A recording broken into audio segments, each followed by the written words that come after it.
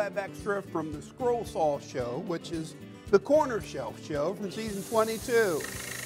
Now, it's really important when you make your cuts on a scroll saw that you select the right blade for the job, and it will give you burn-free cuts that you really don't even have to sand. And that's the beauty of the scroll saw. But here's the key right here, listen. It needs to be a bit tighter. Right there. High C is the sound that you want. Another way to tell is if you take a piece of scrap wood and you really don't want to be able to deflect that blade more than 1/16 of an inch with good side pressure.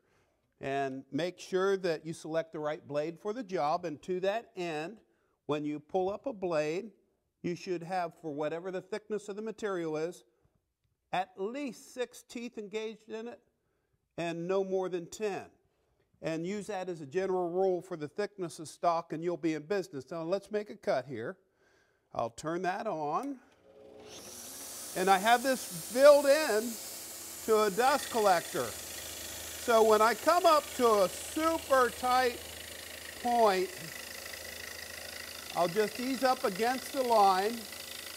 And it's fair game to do this technique where you can back into a cut with the machine running, because this is a standard number 7 blade. Bring it back to the entry point there, and then you can make super tight turns that way.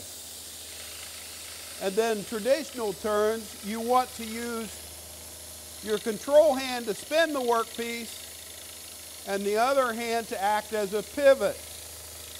And when you do feed into curve cuts, think about the side of the blade that's against the good part of the wood that you're trying to keep as a file, where you're using the set of the teeth to file right around that curve.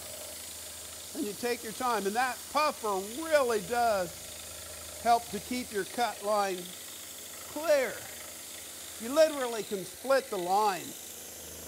And the other thing, use your non-dominant hand to stabilize the wood to keep it flat.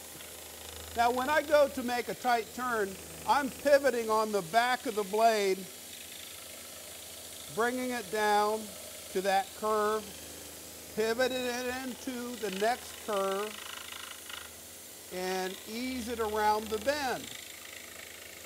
And you do have to work with the wood, because wood varies in density from spring wood to summer wood.